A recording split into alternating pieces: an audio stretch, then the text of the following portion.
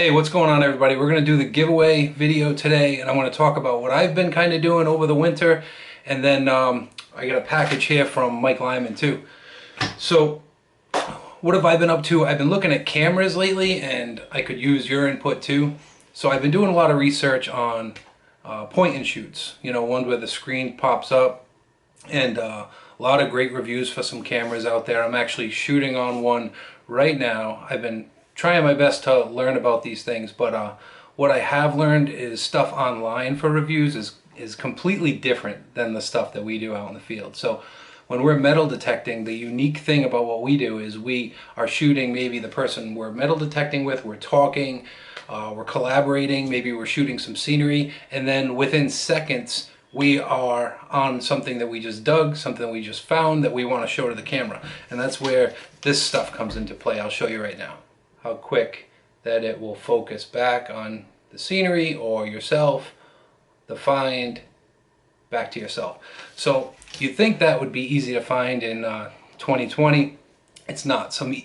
Even some higher end models struggle with that a lot. I'll talk about a couple of them. So the reason that I started looking at cameras is because what I was doing in 17, 18, 19 was just pretty crazy. I had 3 cameras on me at all times. So I started with the GoPro 4, and then I went up to the 7 Black, and I have a Canon, and I'll show you all that stuff and explain. So when I was metal detecting, I would have this on a chest mount. This is the Hero 7 Black. And then when I would dig a hole and I would want to show off my finds, I would use the Canon Vixia. So now I got a GoPro, a camcorder, and then when I would want to take a picture of my finds, I'd pull out the iPhone for editing or showing it in the video. So it's pretty crazy that at all times I had these 3 cameras on me. When I was out in the woods, out in the field, everywhere, these 3 cameras were on me. So I figured it's winter, I wanted to get into something better. I started looking at some cameras here online, saw a lot of great reviews for point and shoots, but they're kind of made for vlogging. So I went to Best Buy, I did some tests, and I liked the Canon models. There's a couple Canon models. I'm shooting right now on a Sony HX80, which is a lower line. It's $319, but you got to remember these things are going to be on you. You're going to be in fields, there's going to be dirt around, so I didn't want to spend that much money. And believe it or not, this thing's speed for focusing is fast, but it has a small sensor, so it's not going to look good in low light. Like if I start killing these lights, it's going to dim right out. A lot of the higher end models have a 1-inch sensor. A couple of them I was looking at. So far I've looked at the Canon G7X Mark II. I actually got one of those off eBay that's coming in. It's usually like 600 bucks. It was 350, and it's in mint condition, so we'll see. That's coming in.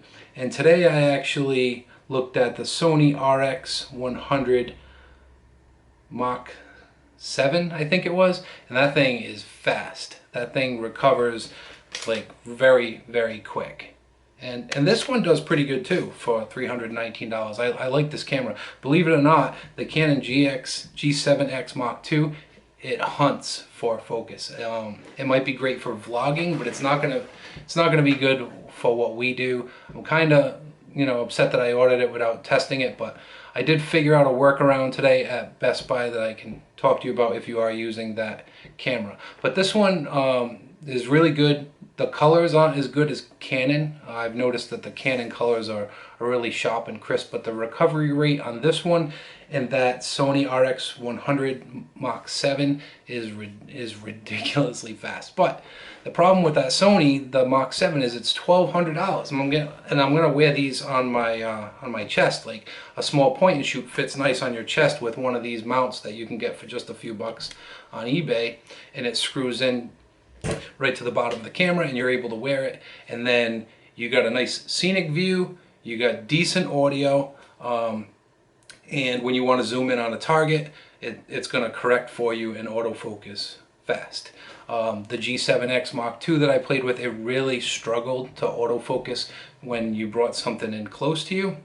I'm sure, like I said, it's great for vlogging, but when you want to get up close to a relic or a coin, it wasn't hearing it. And that new Mach 3 that they have, the Canon G7X Mach 3, was even worse. I played with both of them today. So while I was using that Canon G7X Mach 2, what I did notice is that there's an autofocus lock, which is pretty good. So I only paid $350 for it. When it comes in, if it's decent enough for metal detecting, then I'll keep it. If not, I'll just sell it back on eBay. But so when you're moving around, it stays in focus nice. But when you come up close, I mean, the perfect test for anything is just to put your hand up. See, there's my ring, and how fast does it find my face again? And that's what we need for metal detecting. That's unique to a lot of other situations, because if you're taking video and you're taking video of some landscape or some animals, you can zoom in and wait for that to focus. But when you are talking like we are while we're metal detecting, we're digging a hole, the last thing you want to do when you're editing is have to cut out or talk to how many times have you heard this? Oh, come on, focus, get it, let's get it in focus here, and tapping the screen and doing your best. I know that that's a pet peeve of mine. It happens all the time. The GoPro, it's awful when you try and get up close. You can't read any dates or anything like that, the detail. But it's a beautiful picture for when you're shooting. But I wanted both the up close and to be able to get a decent video as well. So I'm trying this one here, the Sony DX80. I bought that one. That was $319. Really not bad. If it gets dirty or breaks after a season or two, hey, whatever. And the Canon, I paid $350 for. So hopefully we'll be able to use that with the autofocus as decent as possible. It has a 1-inch sensor, so it's going to be better in low light. I just don't like the way that it focuses. The Sonys, they're very fast when it comes to focusing, and that's really what we need out there. So I wanted to bring this up in the video just so you can comment below. We usually don't talk about that, about what cameras we're using, and I actually had to look into a bunch of cameras myself, because I really don't know what to use. But I know that for a while I was using my iPhone, and then I got dirt in the charging port, and I was like, I'm done with this. So I went to this, and then realized that this is not very good for stills. So I went with the GoPro, and now I was using all three. So this DX80 seems pretty good. The last video I took for the giveaway was with the DX80. So we'll see how it works in 2020. And I'm also getting that Canon G7X Mach 2.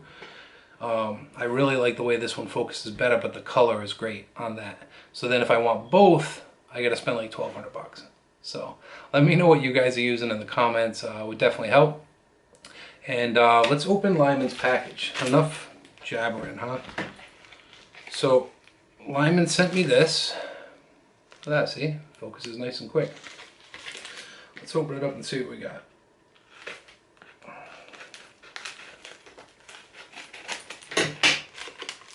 We got all kinds of stuff in here.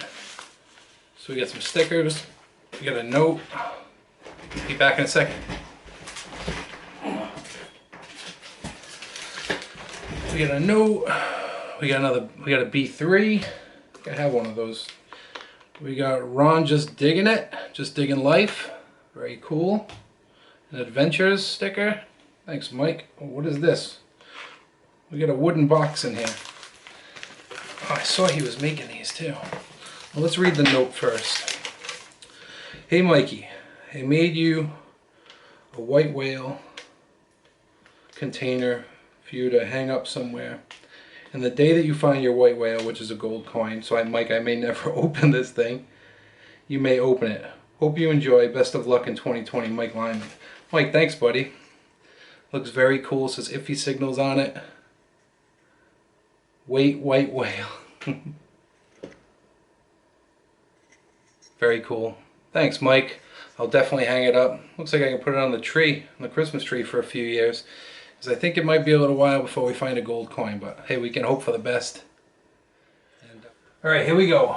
We got the URL posted. We got 46, we'll do it again, 46 unique commenters.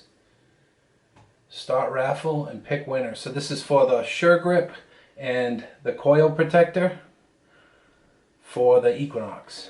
Here we go.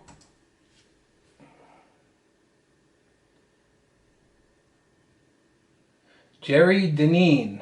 Very good comparison between the two machines. I would love the SureGrip. All right, Jerry, congrats, buddy. Reach out to me. Leave a comment here where I can get in touch with you, and I will get that in the mail for you. Congrats. Everyone, thank you for watching. Thank you for letting me ramble on about the camera.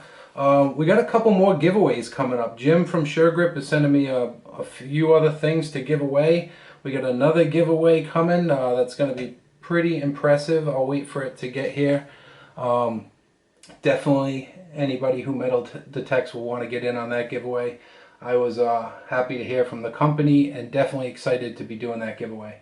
So thank you for watching. We will see you soon. I will keep you updated on any more camera stuff or anything that I learn about this. You know, it's a lot to learn. James at Messy Hole, he's good at it. He's been giving me a whole bunch of tips and stuff to look for.